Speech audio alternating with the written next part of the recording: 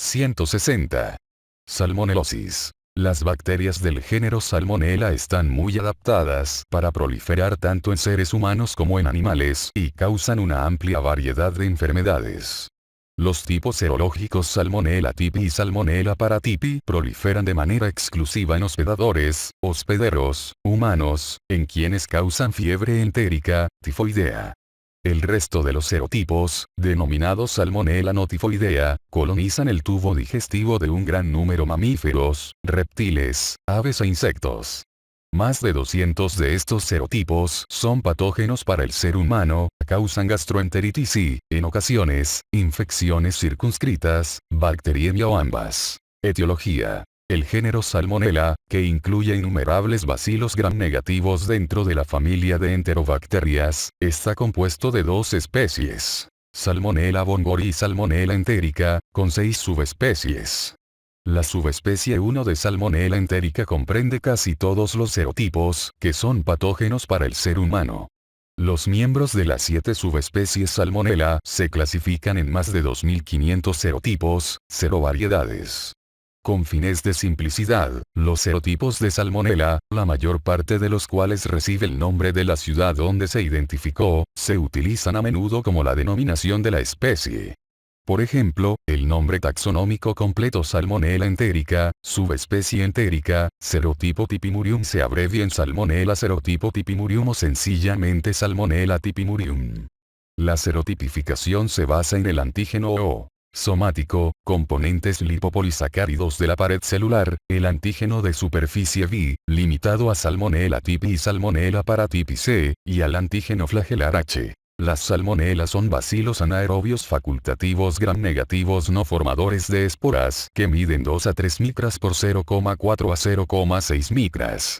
La identificación inicial en el laboratorio clínico se basa en las características de crecimiento. Al igual que otras enterobacterias, las salmonelas producen ácido con la fermentación de la glucosa, reducen los nitratos y no generan citocromo oxidasa. Además, todas las bacterias del género Salmonella, con excepción de Salmonella gallinarum pujorum, son móviles gracias a flagelos peritricosos y todas, excepto Salmonella typhi, producen gas, ácido sulfídrico, con la fermentación de azúcares. Es notorio que solo 1% de las colonias aisladas fermente lactosa. Debe tenerse en mente estas formas poco comunes que fermentan lactosa para detectarlas en clínica. La serotipificación de todos los antígenos de superficie puede servir para la identificación formal, pero la mayor parte de los laboratorios realiza unas cuantas reacciones de aglutinación simple que definen los serogrupos específicos del antígeno O, designados A, B, C1, C2, D y E. Las cepas de estos 6 serogrupos causan casi 99% de las infecciones por salmonela en seres humanos y en animales de sangre caliente. En investigaciones epidemiológicas, para diferenciar cepas de salmonela de un serotipo común, se aplican métodos de tipificación molecular que incluyen la electroforesis en gel de campo pulsado, el análisis de repetición conjuntamente con el número variable de locus múltiples, y la secuencia del genoma completo. Patogenia. Todas las infecciones por salmonela comienzan con la ingestión de los microorganismos, muy a menudo en alimentos o agua contaminados. La dosis contagiosa varía de 200 unidades formadoras de colonias hasta 10 elevada a la sexta potencia unidades formadoras de colonias, y la dosis que se ingiere constituye un factor importante para el periodo de incubación y la magnitud de la enfermedad. Factores como los que disminuyen la acidez estomacal, tener menos de 12 meses de vida, ingestión de antiácidos o enfermedad aclorhídrica, o la integridad intestinal, enfermedad intestinal inflamatoria, intervención quirúrgica previa de tubo digestivo o alteración de la flora intestinal por administración de antibióticos, incrementan la susceptibilidad a la infección por dichos microorganismos. Una vez que Salmonella typhi y Salmonella paratyphi llegan al intestino delgado, penetran en la capa mucosa y atraviesan la capa intestinal, a través de las células fagocíticas de los micropliegues, M, que están dentro de las placas de Peyer. Las salmonelas estimulan la formación de festones en la membrana de células epiteliales normalmente no fagocíticas. Dichos festones alcanzan y engloban bacterias adherentes dentro de grandes vesículas, en un fenómeno denominado endocitosis mediada por bacterias, que depende de la llegada directa de proteínas de Salmonella al citoplasma de células epiteliales gracias a un sistema especializado de secreción bacteriana, secreción de tipo 3. Esas proteínas bacterianas son las que median las alteraciones en el citoesqueleto de actina, que son indispensables para la captación de Salmonella. Después de cruzar la capa epitelial del intestino delgado, los macrófagos fagocitan Salmonella typhi y Salmonella paratyphi, que causan la fiebre tifoidea. Estas salmonelas sobreviven al entorno antimicrobiano de los macrófagos porque perciben las señales ambientales que desencadenan las alteraciones en los sistemas de regulación de las bacterias fagocitadas. Por ejemplo, PHOP/PHOQ, el sistema de regulación mejor identificado, desencadena la alteración de la membrana externa al aumentar la síntesis y el transporte de diferentes proteínas de la membrana externa, de lipopolisacáridos y glicerofosfolípidos, de forma que la superficie bacteriana alterada puede tolerar la acción microbicida y alterar potencialmente la señalización de la célula hospedera. Además, las salmonelas codifican un segundo sistema de secreción tipo 3 que de forma directa suministra proteínas bacterianas a través de la membrana de los fagosomas hacia el citoplasma de los macrófagos. Este sistema de secreción sirve para remodelar las vacuolas que contienen a Salmonella, lo cual favorece la supervivencia y la replicación bacterianas. Una vez fagocitadas, las salmonelas tifoideas se diseminan por todo el organismo dentro de los macrófagos a través del sistema linfático y colonizan los tejidos reticuloendoteliales, hígado, vaso, ganglios linfáticos y médula ósea. En esta fase inicial de incubación, los enfermos tienen escasos síntomas o están asintomáticos. Los signos y los síntomas incluyen fiebre y dolor abdominal, tal vez como consecuencia de la secreción de citocinas por parte de los macrófagos y de las células epiteliales en respuesta a los productos bacterianos, que son reconocidos por los receptores del sistema inmunitario innato cuando se ha replicado un número importante de microorganismos. Con el paso del tiempo, es probable que la hepatoesplenomegalia se relacione con el reclutamiento de células mononucleares y el desarrollo de la respuesta inmunitaria adquirida de tipo celular, específica para la colonización por Salmonella typhi. El reclutamiento de más células mononucleares y linfocitos en las placas de Peyer durante varias semanas después de la colonización-infección iniciales, puede aumentar de manera notable el tamaño de las placas de Peyer y la necrosis de la misma, lo cual quizás esté mediado por productos bacterianos que favorecen la muerte celular y la respuesta inflamatoria. En el caso de Salmonella typhi, muchas cepas producen una toxina, que probablemente contribuye a los síntomas sistémicos, así como en los estados neuropsiquiátricos que pueden observarse en la enfermedad tifoidea grave. A diferencia de la fiebre entérica, que se caracteriza por infiltración de mononucleares en la mucosa del intestino delgado, la gastroenteritis por Salmonella no tifoidea se caracteriza por la infiltración masiva de leucocitos polimorfonucleares en la mucosa del colon y del intestino delgado. Esta respuesta parece depender de la inducción de la interleucina 8, un factor quimiotáctico potente para neutrófilos, que se secreta en las células intestinales como consecuencia de la colonización por Salmonella no tifoidea y de la translocación de proteínas bacterianas en el citoplasma del hospedero. La granulación y la liberación de sustancias tóxicas por los neutrófilos pueden lesionar la mucosa del intestino y causar diarrea de origen inflamatorio, que se observa en la gastroenteritis no tifoidea.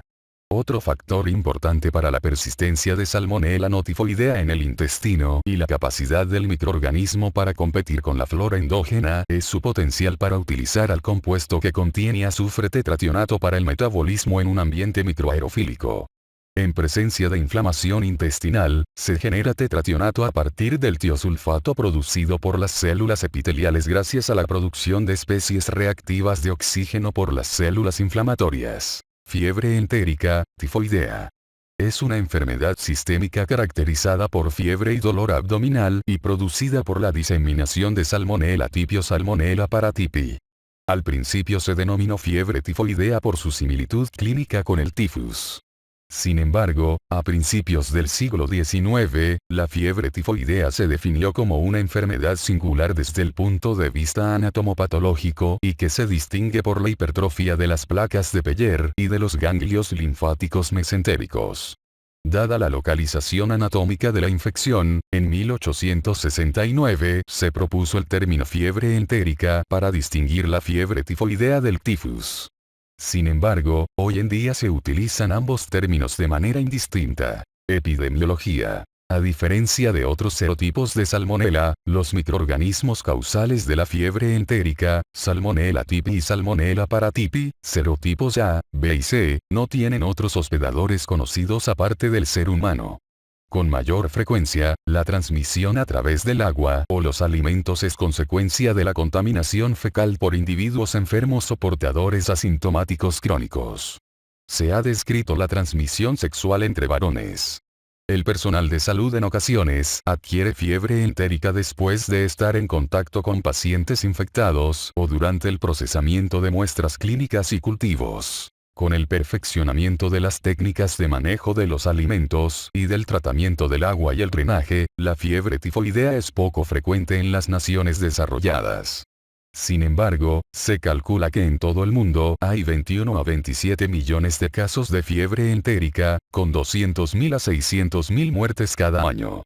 La incidencia es más alta, mayor de 100 casos por 100.000 habitantes por año, en la región sur central y sureste de Asia y moderada, 10 a 100 casos por 100.000 habitantes, en el resto del continente asiático, África, Latinoamérica y Oceanía, con excepción de Australia y Nueva Zelanda. Y más baja en otras partes del mundo, figura 161.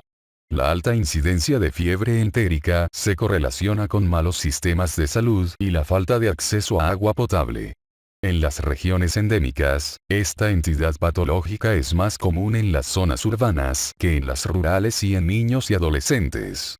Los factores de riesgo incluyen agua o alimentos contaminados, inundaciones, bebidas y alimentos adquiridos en la vía pública, frutas y verduras crudas cultivadas en campos fertilizados con aguas negras, contactos caseros enfermos, manos sucias y falta de acceso a retretes, así como datos de infección previa por Helicobacter pylori, una concomitancia que tal vez se relacione con la reducción crónica de la acidez gástrica.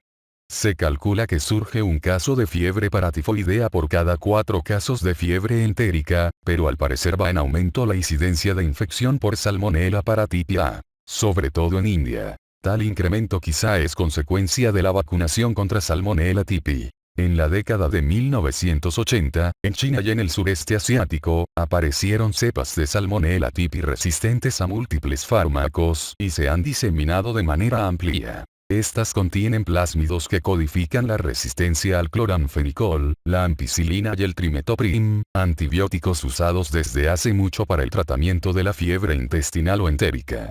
Con el empleo cada vez mayor de las fluoroquinolonas para combatir la fiebre entérica por resistente a múltiples fármacos, en la década de 1990 surgieron cepas de Salmonella typhi y Salmonella paratyphi con menor susceptibilidad a la ciprofloxacina, concentración inhibidora mínima de 0,125 a 1 microgramos por mililitro, o resistencia a ella, concentración inhibidora mínima, mayor o igual a 1 microgramos por mililitro, en el subcontinente indio, extendido por migración al sur de Asia y, recientemente, países del África subsahariana, del este y del sur.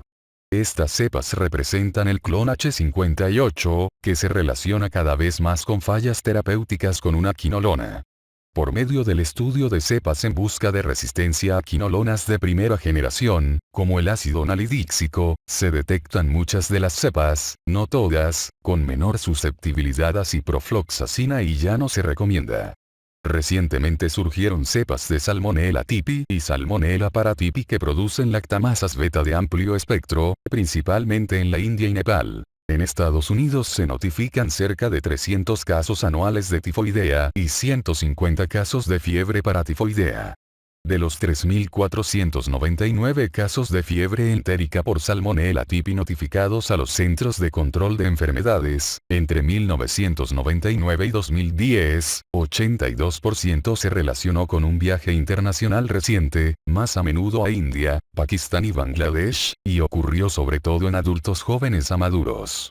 Solo 6% de los viajeros diagnosticados con fiebre entérica había recibido la vacuna contra Salmonella typhi.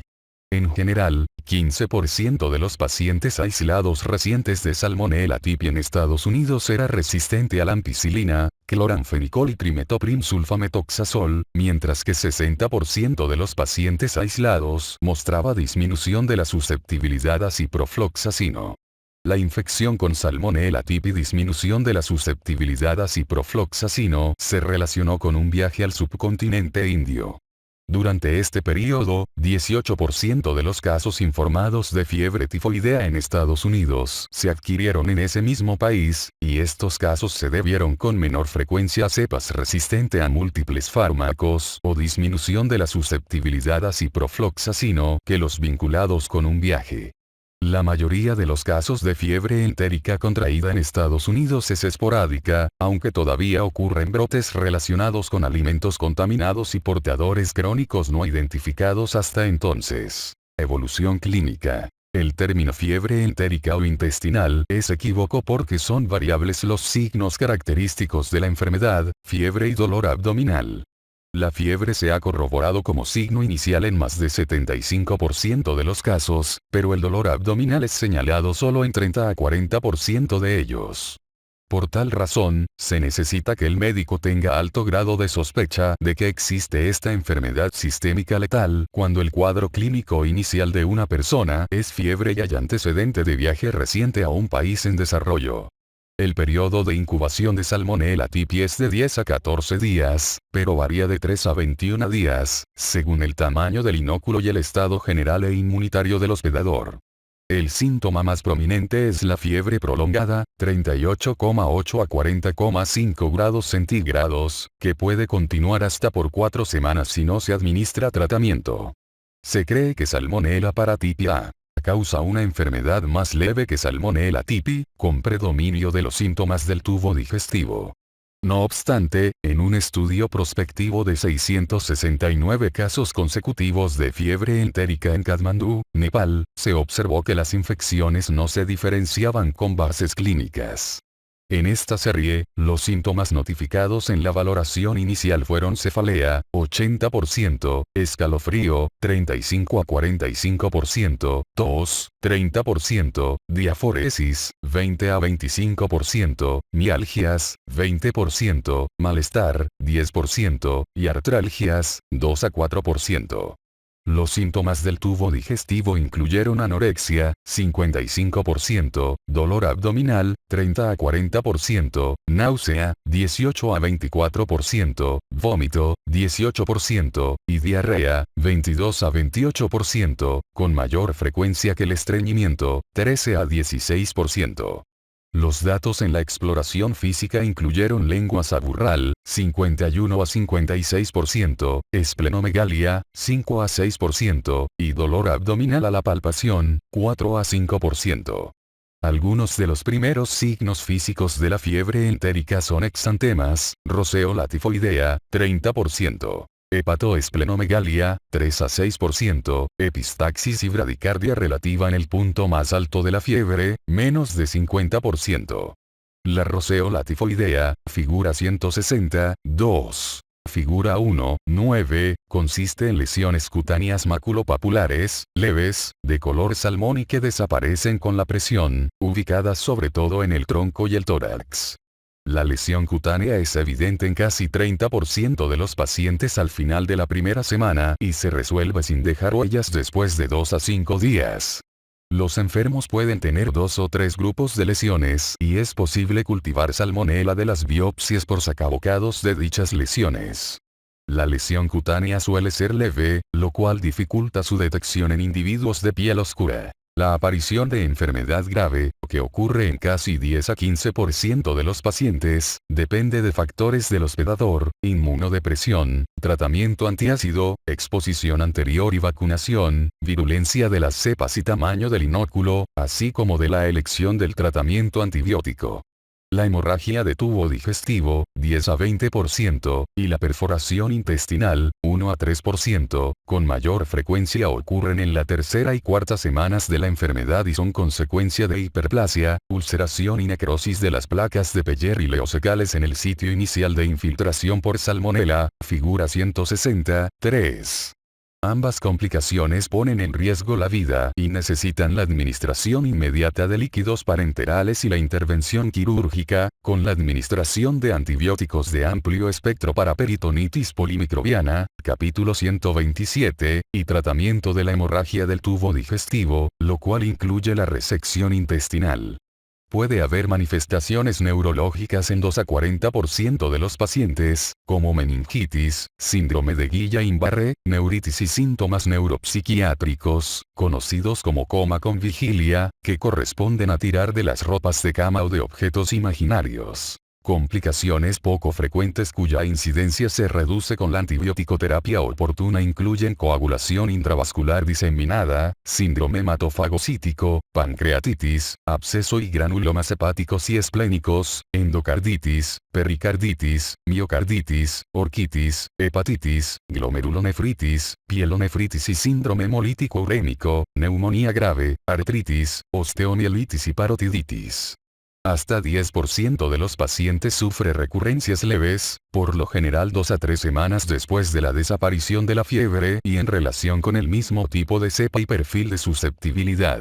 Hasta 10% de los individuos con fiebre entérica que no recibieron tratamiento, elimina Salmonella tipiensis hasta por 3 meses y 2 a 5% desarrolla estado de portador crónico asintomático, con diseminación de Salmonella tipiensis su orina por más de un año. El estado de portador crónico es más frecuente en mujeres, lactantes y personas con enfermedades de los conductos biliares, infección vesical concomitante con Schistosoma amatobium. Salmonella tipi y otras salmonelas están adaptadas para sobrevivir en el ambiente vesicular mediante la formación de biopelículas en los cálculos biliares y la invasión de las células epiteliales vesiculares. La portación crónica se relaciona con un mayor riesgo de cáncer vesicular, que es mucho más frecuente en zonas en las que Salmonella tipi es común, como el subcontinente indio. Diagnóstico. El cuadro inicial de la fiebre entérica suele aportar pocos datos, lo que obliga al clínico a tenerla en cuenta cuando atiende a cualquier viajero febril que regrese de un país en desarrollo, en particular el subcontinente indio, las Filipinas o países de Latinoamérica. Otras entidades patológicas que deben considerarse en el diagnóstico de dicha población de pacientes son paludismo, hepatitis, enteritis bacteriana, dengue, rickettsiosis, leptospirosis, absceso hepático a mediano e infección aguda por virus de inmunodeficiencia adquirida, capítulo 119. Además del cultivo positivo, no existe una prueba de laboratorio específica para el diagnóstico de la fiebre entérica.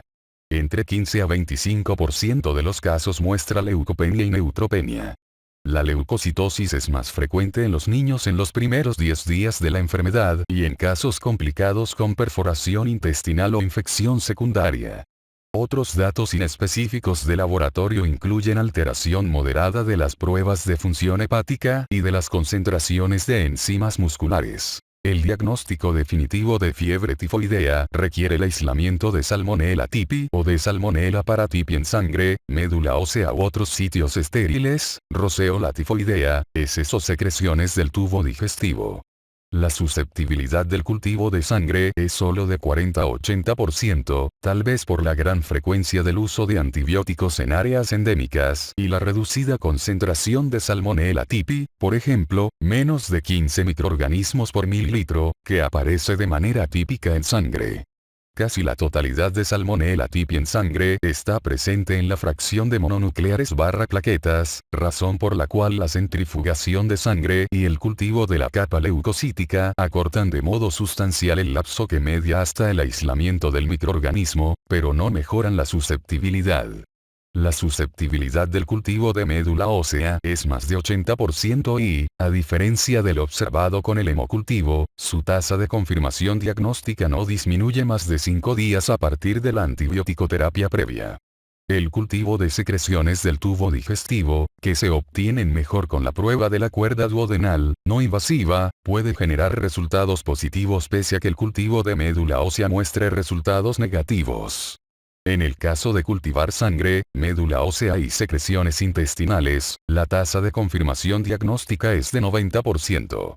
En la tercera semana de la infección en sujetos no tratados, quizás se tornen positivos los cultivos de heces, en tanto en la primera semana son negativos en 60 a 70% de los pacientes. Se cuenta con algunos métodos serológicos, como la clásica prueba de Widal para detectar aglutininas febriles, y pruebas rápidas para detectar anticuerpos contra las proteínas de la membrana exterior o antígeno O9 para detectar Salmonella typhi en los países desarrollados. Ya existen pruebas más sensibles de amplificación de antígenos y ácidos nucleicos para detectar Salmonella typhi y Salmonella paratyphi en sangre, pero no existen en el comercio y siguen siendo imprácticas en muchas regiones donde la fiebre entérica es endémica. Tratamiento: fiebre entérica, tifoidea. La antibiótico-terapia adecuada y oportuna evita las complicaciones graves de la fiebre tifoidea y redunda en tasas de mortalidad menores de 1%. La elección inicial de antibióticos depende de la susceptibilidad de las cepas de Salmonella typhi y Salmonella paratyphi en el área de residencia o del viaje, cuadro 160, 1. Para el tratamiento de fiebre entérica susceptible a fármacos, las fluoroquinolonas son los fármacos más eficaces, con tasas de curación cercanas a 98% y de recurrencias y estados de portador crónico menores de 2%. La experiencia es más amplia con ciprofloxacina. El tratamiento con ofloxacina por ciclos cortos tiene éxito similar contra las infecciones causadas por cepas susceptibles a quinolonas. Sin embargo, la elevada prevalencia de Salmonella typhi y disminución de la susceptibilidad a ciprofloxacino y resistente a ciprofloxacina, y de Salmonella paratyphi en el subcontinente indio, en Nepal y en algunos sitios de África, sugiere que las fluoroquinolonas ya no deben usarse en el tratamiento empírico de la fiebre tifoidea en estas regiones. Los pacientes infectados con cepas disminución de la susceptibilidad a ciprofloxacino de Salmonella typhi o Salmonella paratyphi en el subcontinente indio, Nepal y en algunos sitios de África sugieren que las fluoroquinolonas ya no deben usarse para el tratamiento empírico de la fiebre tifoidea en estas regiones. Las personas infectadas con cepas disminución de la susceptibilidad a ciprofloxacino de Salmonella typhi o Salmonella paratyphi deben tratarse con ceftriaxona o acitromicina. Como alternativa pueden usarse dosis altas de ciprofloxacina, 750 mg cada 12 horas por 10 a 14 días, para tratar las cepas disminución de la susceptibilidad a ciprofloxacino, pero no debe usarse para tratar la fiebre tifoidea resistente a ciprofloxacina, concentración inhibidora mínima mayor o igual a 1 microgramos por mililitro, por las elevadas tasas de falla. La ceftriaxona, la cefotaxima y la cefixima vía oral son eficaces para tratar la fiebre entérica resistente a múltiples fármacos, incluida la causada por cepas menos susceptibles a ciprofloxacino y resistentes a fluoroquinolonas. Con tales fármacos, la fiebre desaparece en casi una semana y los índices de ineficacia son de 5 a 10%, los de estado de portador fecal menos de 3% y de recurrencias, de 3 a 6%. La acitromicina vía oral logra que la fiebre entre en fase de defervescencia en 4 a 6 días y las tasas de recurrencia y estado de portador en heces en la convalecencia sean menos de 3%. Contra las cepas menos susceptibles a ciprofloxacino, la acitromicina logra cifras menores de ineficacia terapéutica y lapsos más breves de hospitalización en comparación con las fluoroquinolonas. Pese a que las cefalosporinas de primera y segunda generaciones y también los aminoglucósidos son eficaces en la destrucción de Salmonella in vitro, no son eficaces en el tratamiento de infecciones clínicas. Muchos enfermos de fiebre entérica sin complicaciones pueden ser tratados en el hogar con antibióticos y antipiréticos orales. Los individuos en quienes persisten el vómito, diarrea, distensión abdominal o todos estos signos juntos, deben hospitalizarse y recibir tratamiento de sostén y también alguna cefalosporina de tercera generación o una fluoroquinolona parenteral, según el perfil de susceptibilidad. Las medidas terapéuticas deben continuarse por al menos 10 o 5 días después de que la fiebre desaparece. En un estudio doble ciego, prospectivo, con asignación al azar, en sujetos en estado muy grave con fiebre entérica, por ejemplo, los que estaban en estado de choque y con hiporreflexia, en Indonesia, al inicio de la década de 1980, la administración de dexametasona, dosis inicial de 3 mg por kilo de peso seguida de 8 dosis de 1 mg por kilo cada 6 horas, junto con cloranfenicol, causó una tasa de mortalidad mucho menor en comparación con el uso del cloranfenicol solo, 10% frente a 55%. Este estudio no se repitió en la era posterior al cloranfenicol, pero la fiebre entérica sigue siendo una de las pocas indicaciones para el tratamiento con glucocorticoides en caso de infección bacteriana aguda. Los individuos que desarrollan estado de portador crónico, 2 a 5%, pueden tratarse por 4 semanas con un antibiótico oral apropiado. El tratamiento oral con amoxicilina, trimetoprim sulfametoxazol, ciprofloxacina o norfloxacina tiene una eficacia cercana a 80% para erradicar el estado de portador crónico en microorganismos susceptibles.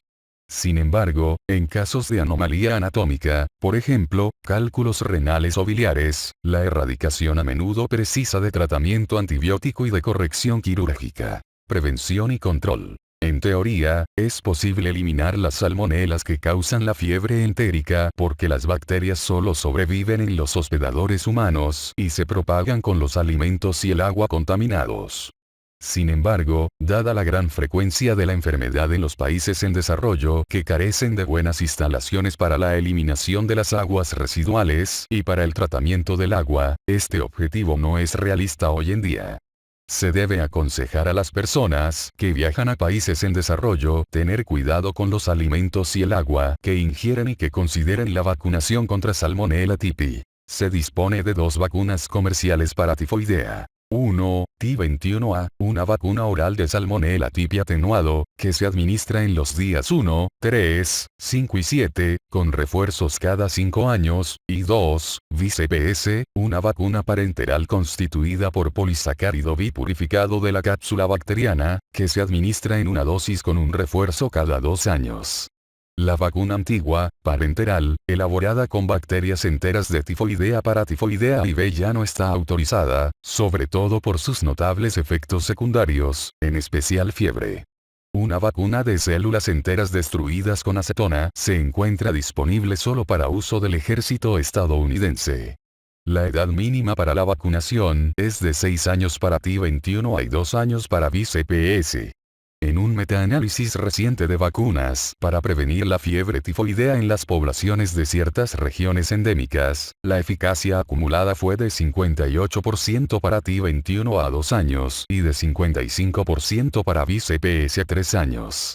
La información sobre las vacunas contra tifoidea en los turistas es limitada, pero la evidencia sugiere que su eficacia es moderada, 80%, en la población local de las regiones endémicas.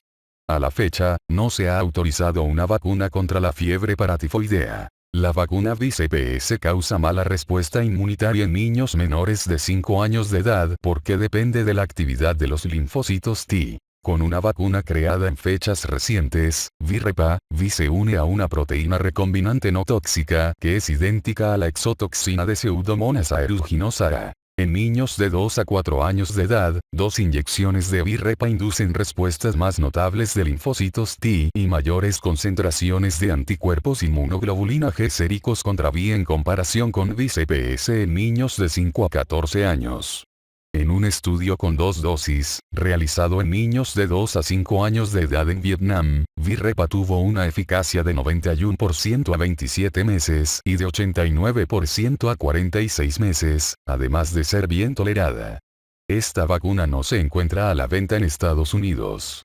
Se está trabajando para mejorar la inmunogenicidad y reducir el número de dosis de vacunas orales de virus vivos atenuados. No es obligatoria la aplicación de la vacuna contra tifoidea en viajes internacionales, pero es recomendable para personas que viajan a áreas en que existe un riesgo moderado o grande de exposición a Salmonella typhi, en particular en aquellas cuyo destino es el sureste asiático y otras regiones en desarrollo de Asia, África, el Caribe, Centroamérica y Sudamérica y que se expondrán al consumo de alimentos y bebidas que pueden estar contaminados.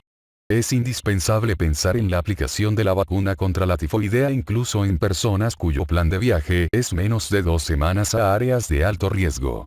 Además, debe vacunarse el personal que se desempeña en laboratorios y que manipula Salmonella typhi, así como los contactos en el hogar de portadores identificados de Salmonella typhi.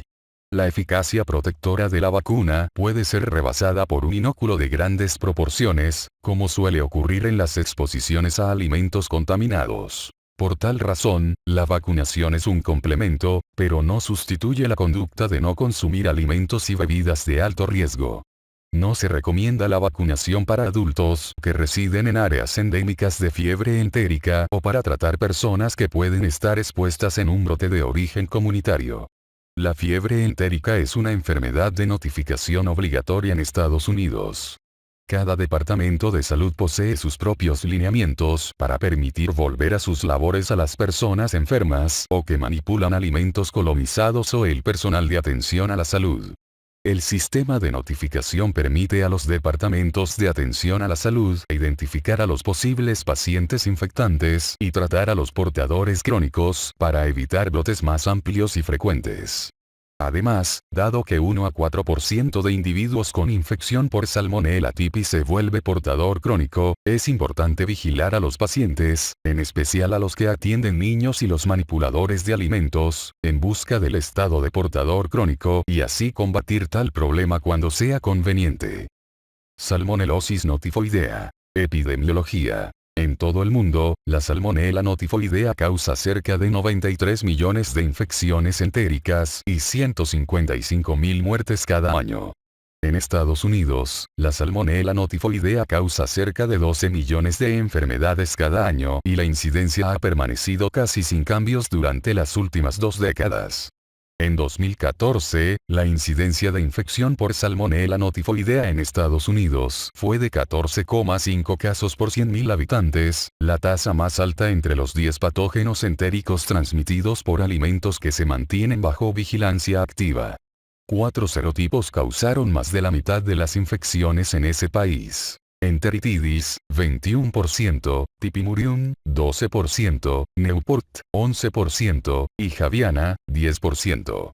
La incidencia de salmonellosis no tifoidea es más alta durante la temporada de lluvias en climas tropicales y en los meses fríos en climas templados, lo cual coincide con la aparición de brotes epidémicos transmitidos a través de los alimentos.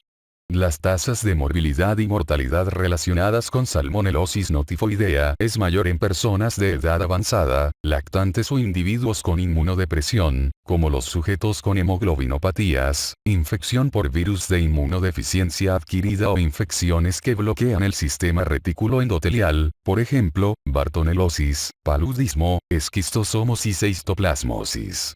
La Salmonella no tifoidea causa una mayoría significativa de las enfermedades y hospitalizaciones relacionadas con los brotes transmitidos por alimentos en múltiples estados de Estados Unidos. A diferencia de Salmonella typhi y Salmonella paratyphi, cuyo único reservorio son los seres humanos, la salmonellosis no tifoidea puede adquirirse de múltiples reservorios animales. La transmisión se relaciona más a menudo con productos animales, en especial huevos, pollo, carne mal cocida y alimentos lácteos, así como desechos animales contaminados, y contacto con animales o sus ambientes. Las infecciones por Salmonella enteritidis relacionadas con huevo de gallina surgieron como la principal causa de transmisión de la enfermedad durante los decenios de 1980 y 1990. La infección por Salmonella enteritidis de los ovarios y tejido de la porción superior del oviducto de gallinas causa contaminación del contenido del huevo antes de la formación del cascarón. La infección se disemina a los huevos de las gallinas que se alimentan de forma grupal y a través del contacto con roedores y estiércol. El número de brotes por Salmonella enteritidis y la proporción atribuible a los alimentos con huevo se han mantenido en descenso desde mediados de la década de 1990. Estos declives han coincidido con las intervenciones en las industrias productoras de huevo y las de servicios de alimentos. A pesar de estos esfuerzos de control, aún existen brotes de infección por Salmonella enteritidis relacionados con el huevo. En 2010, un brote nacional de infección por Salmonella enteritidis causó más de 1.900 enfermedades informadas y la recuperación de 500 millones de huevos. La transmisión a través de huevo contaminado puede prevenirse con la cocción del huevo hasta que la yema se solidifique y con la pasteurización de los productos de huevo. Sin embargo, una encuesta en 2010 encontró que 44% de los sujetos que respondieron había consumido huevos poco cocidos o líquidos en los 12 meses anteriores, lo que sugiere que el cumplimiento de las prácticas de preparación alimentaria segura aún no se logra en los hogares. En los últimos 10 años en Europa, y en menor medida en Estados Unidos, surgieron cepas no tifoideas relacionadas con Salmonella typhimurium y se llamaron serotipo 4, 5, 12 y negativo. Estas cepas son genéticamente idénticas a las cepas del serotipo typhimurium, pero una mutación en los genes FIJA y FIJB, que codifican uno de los antígenos flagelares, produce un serotipo distinto que carece del antígeno de fase 2 flagelar. En Europa, estas cepas se han relacionado con cerdos y sus productos, y se desconoce la razón de su surgimiento. La centralización del procesamiento de alimentos y la distribución generalizada de los mismos ha contribuido al incremento de la incidencia de salmonelosis no tifoidea en los países en desarrollo. Alimentos elaborados a los que se ha podido atribuir recientes brotes de salmonela incluyen los preparados con crema de maní, cacahuete, productos lácteos, que comprenden fórmulas para lactantes y algunos alimentos procesados, como cereal empacado para desayuno rápido, salsas, comidas preparadas y congeladas y bocadillos. Se han vinculado grandes brotes epidémicos con productos frescos, como brotes de alfalfa, melón, mango, papaya y tomates. Estos artículos pueden contaminarse con el estiércol o el agua en un solo sitio y luego ser distribuidos de forma amplia. Se calcula que 6% de las infecciones esporádicas por salmonela en Estados Unidos puede atribuirse al contacto con reptiles y anfibios, en especial iguanas, serpientes, tortugas y lagartos. La infección por salmonela relacionada con reptiles muy a menudo ocasiona hospitalización y afecta con más frecuencia a lactantes en comparación con otras infecciones por salmonela. Otras mascotas, como erizos africanos, serpientes, aves, roedores, polluelos, patos, perros y gatos también son fuentes potenciales de salmonelosis no tifoidea. El incremento de la resistencia a los antibióticos en el caso de la Salmonella no tifoidea es un problema global que se ha vinculado con el uso generalizado de antibióticos en animales para alimentación y en especial en alimento para animales. Al inicio del decenio de 1990, surgió en todo el mundo una cepa de Salmonella typhimurium, un fago de tipo 104, DT104, que se caracteriza por resistencia a 5 o más antibióticos, ampicilina, cloranfenicol, streptomicina, sulfonamidas y tetraciclinas. ACSSUT. Tipo R. En el 2014 se notificó resistencia cuando menos a ACSSUT. En 3,1% de las cepas aisladas de Salmonella no tifoidea, incluido 14,5% de cepas aisladas de Salmonella typhimurium. El contagio se relacionó con la exposición a animales enfermos de granja y a diversos productos de carne como carne de res molida, cruda o mal cocida. Las cepas de T104, a pesar de que quizá no fueron más virulentas que las cepas de Salmonella typhimurium susceptibles, conllevan un mayor riesgo de infección del torrente sanguíneo, septicemia, y de hospitalización. Están surgiendo, sobre todo en Inglaterra, cepas de T104 resistentes a nariacrimetoprim. Ante el problema de una mayor resistencia a los antibióticos habituales, como la ampicilina y el trimetoprim sulfametoxazol, han surgido las cefalosporinas y las fluoroquinolonas de espectro extendido como los fármacos más indicados para tratar las infecciones por Salmonella no tifoidea resistente a múltiples fármacos. En 2014, fueron resistentes a la ceftriaxona 2,4% de todas las cepas Salmonella notifoidea. Se detectaron muchas de las cepas resistentes a ceftriaxona en niños menores de 18 años de vida y en quienes la ceftriaxona es el antibiótico más indicado para tratar la infección por Salmonella notifoidea invasora.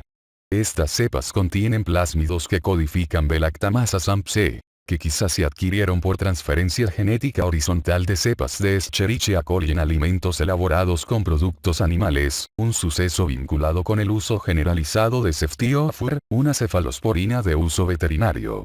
En fecha más reciente, se ha informado sobre cepas Salmonella notifoidea resistentes a la carbapenemasa en Europa, el norte de África y el sur de Asia. En la década pasada surgieron cepas de Salmonella notifoidea, disminución de la susceptibilidad a ciprofloxacino, concentración inhibidora mínima, 0,125 a 0,5 microgramos por mililitro, que se han relacionado con respuesta tardía y falla terapéutica. En 2014, 4,3% de los aislados de Salmonella notifoidea en Estados Unidos tuvieron susceptibilidad reducida o resistencia a la ciprofloxacina, concentración inhibidora mínima mayor o igual a 1 microgramos por mililitro, y el porcentaje es mayor en Europa, cerca de 6%. Estas cepas poseen diversos mecanismos de resistencia, incluidas mutaciones aisladas y múltiples en los genes de ácido desoxirribonucleico girasa, GIRA, y GIRB, y factores que determinan la resistencia a la quinolona codificados por el plásmido que no siempre son detectados por la prueba de sensibilidad al ácido nalidíxico. En 2012, el Instituto de Normas de Laboratorio Clínico Americano propuso utilizar un valor umbral menor para la sensibilidad a la ciprofloxacina, mayor o igual a 0,06 microgramos por mililitro, en Salmonella sp. A fin de resolver este problema. Actualmente, puesto que las pruebas comerciales no contienen concentraciones de ciprofloxacina lo suficientemente reducidas como para permitir utilizar estos valores umbrales, los laboratorios deben establecer la concentración inhibidora mínima de ciprofloxacina por medio de la prueba E-test u otra. Manifestaciones clínicas. Gastroenteritis. La infección con Salmonella notifoidea a menudo ocasiona gastroenteritis, que es indistinguible de la causada por otros microorganismos entéricos. Aparecen náusea, vómito y diarrea 6 a 48 horas después del consumo de alimentos o agua contaminados.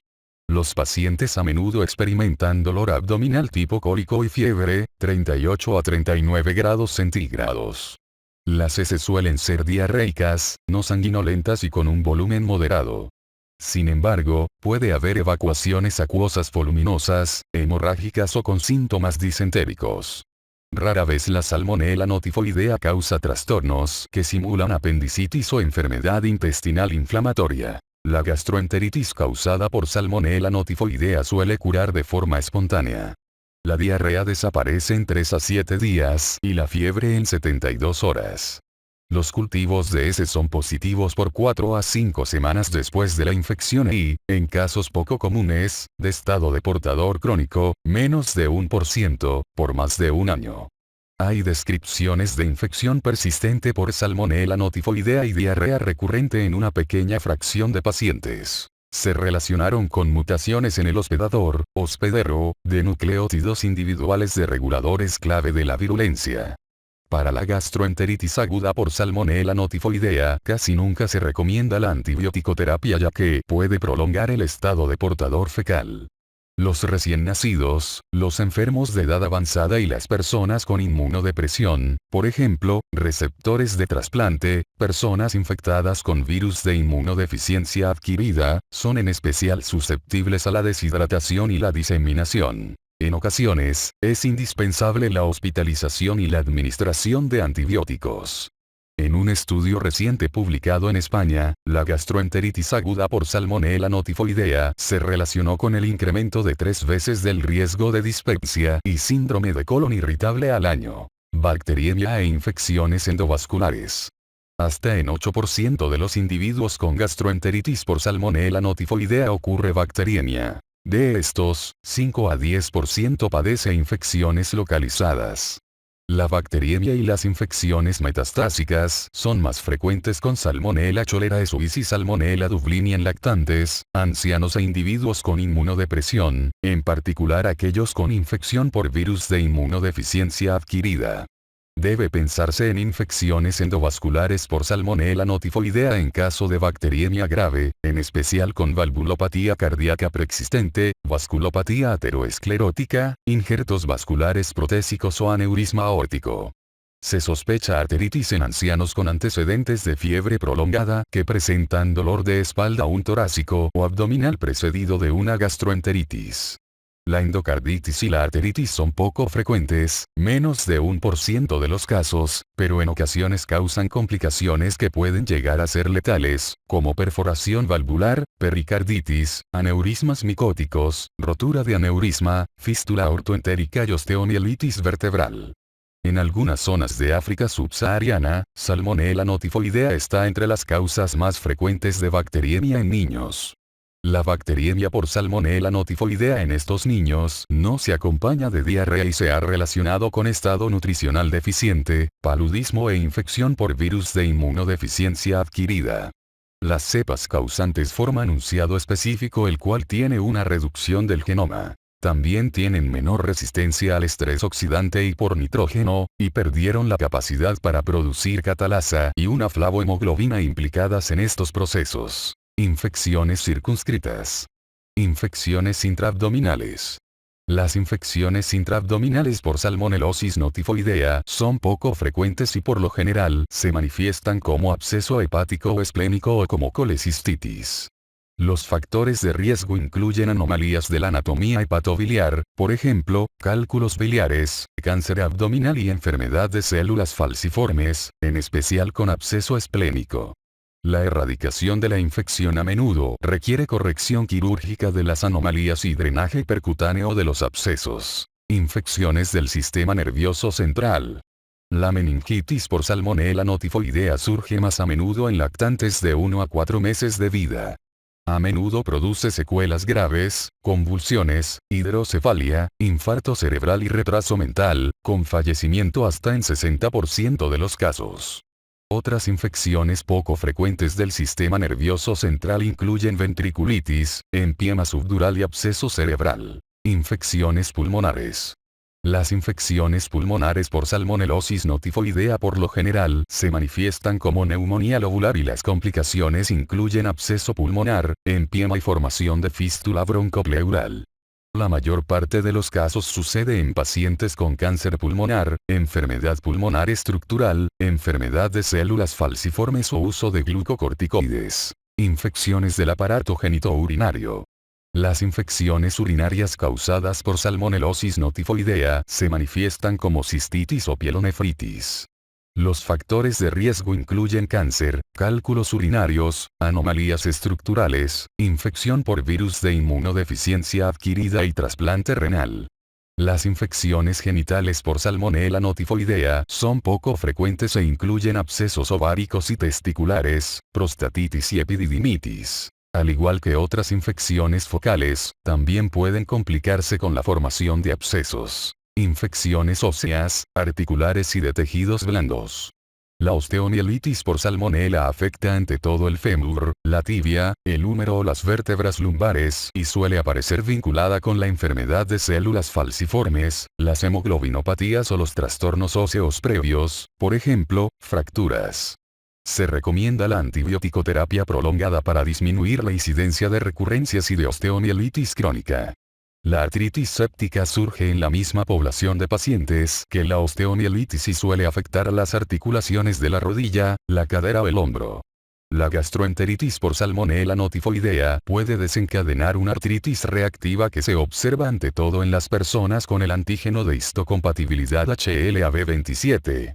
En muy pocas ocasiones, la Salmonella notifoidea provoca infecciones de los tejidos blandos, por lo general en zonas que han sufrido un traumatismo local en pacientes inmunodeprimidos. Diagnóstico. El diagnóstico de infección por Salmonella notifoidea se basa en el aislamiento de microorganismos de heces frescas o de sangre o de otro tejido corporal que casi siempre es estéril. Todas las salmonelas aisladas en los laboratorios clínicos deben enviarse a los departamentos de salud pública local para que se realicen las pruebas de serotipificación. Se realizan hemocultivos en todos los enfermos con fiebre prolongada o recurrente.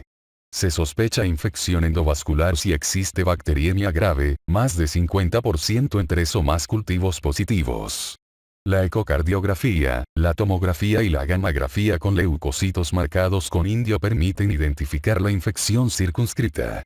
Cuando se sospecha otra infección circunscrita, es conveniente realizar cultivos de líquido articular, líquido cefalorraquídeo o del drenaje de abscesos, según lo indiquen los datos clínicos. Tratamiento: Salmonelosis notifoidea. Los antibióticos no deben administrarse de forma habitual para el tratamiento de gastroenteritis no complicada por Salmonella notifoidea.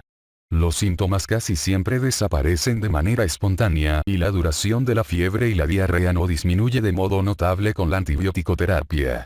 Además, esta última ha generado tasas mayores de recurrencia, un estado de portador del tubo digestivo duradero y efectos farmacológicos adversos. La deshidratación consecutiva a la diarrea se debe tratar con reposición de líquidos y electrolitos. Es necesario pensar en la administración profiláctica de antibióticos, cuadro 160-2, en el caso de pacientes con alto riesgo de sufrir Salmonella notifoidea invasora, como los recién nacidos, tal vez hasta de 3 meses de edad. Las personas mayores de 50 años de edad con sospecha de ateroesclerosis y los pacientes con inmunodepresión, anomalías endovasculares o de las válvulas cardíacas o con enfermedad articular notable. El tratamiento consiste en un antibiótico vía oral o intravenosa administrado por 48 a 72 horas o hasta que el paciente permanezca febril. Algunos individuos con inmunodepresión necesitan tratamiento hasta por 7 a 14 días. Menos de 1% de las personas que presenta estado de portador crónico de Salmonella notifoidea debe recibir tratamiento antibiótico por periodos prolongados, como se describió antes para el estado de portador crónico por Salmonella tipi. Debido a que ha aumentado la prevalencia de resistencia a los antibióticos, el tratamiento empírico para la Salmonella notifoidea que pone en riesgo la vida o para la infección focal o la bacteriemia por Salmonella notifoidea debe incluir cefalosporinas de tercera generación o una fluoroquinolona, cuadro 160-2. Si la bacteriemia es leve, menos de 50% de hemocultivos positivos, el paciente debe recibir tratamiento por 7 a 14 días. Las personas con infección por virus de inmunodeficiencia adquirida /SIDA y bacteriemia por Salmonella notifoidea deben recibir antibióticos por vía intravenosa por 1 a 2 semanas, para seguir con una fluoroquinolona vía oral, por 4 semanas. Los pacientes que sufran recurrencias de infecciones después de este régimen deben recibir tratamiento supresor a largo plazo con una fluoroquinolona o trimetoprim sulfametoxazol, según lo indique la susceptibilidad bacteriana. Si el enfermo tiene endocarditis o arteritis, está indicado el tratamiento por 6 semanas con un beta-lactámico intravenosa, como ceftriaxona o ampicilina. La administración de ciprofloxacina intravenosa seguida de un tratamiento prolongado oral es una opción. Se recomienda la resección quirúrgica oportuna de aneurismas infectados u otros sitios endovasculares infectados.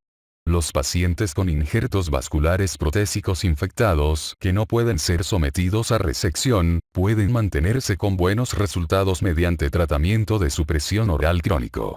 En el caso de infecciones extraintestinales no vasculares, un ciclo de antibióticos por 2 a 4 semanas, lo que depende del sitio de la infección, suele ser la medida terapéutica recomendada. En la osteomielitis crónica, los abscesos o las infecciones urinarias o hepatobiliares vinculados con anomalías anatómicas, quizás sea necesaria la resección quirúrgica o el drenaje, además del tratamiento antibiótico prolongado para la erradicación de la infección. Profilaxis y control. Pese a los amplios esfuerzos para evitar o reducir la contaminación bacteriana de los productos alimenticios derivados de animales y para ofrecer mejor información sobre la seguridad de los alimentos y capacitación en el manejo de los mismos, la disminución reciente de la incidencia de Salmonella notifoidea en Estados Unidos ha sido poca en comparación con otros patógenos transmitidos por alimentos. Es probable que esta observación refleje la compleja epidemiología de Salmonella notifoidea. Para elaborar las estrategias eficaces que permitan reducir el riesgo, es indispensable vigilar cada paso en la producción de alimentos, desde el manejo de los productos animales crudos hasta la preparación de los alimentos terminados. Los alimentos contaminados pueden volverse seguros mediante la pasteurización, la radiación o el cocimiento apropiado. Todos los casos de infección por Salmonella notifoidea deben notificarse a los departamentos de salud pública local, porque el rastreo y la vigilancia de estos casos permitirá identificar la fuente de infección y ayudar a las autoridades de salud a evitar brotes epidémicos grandes.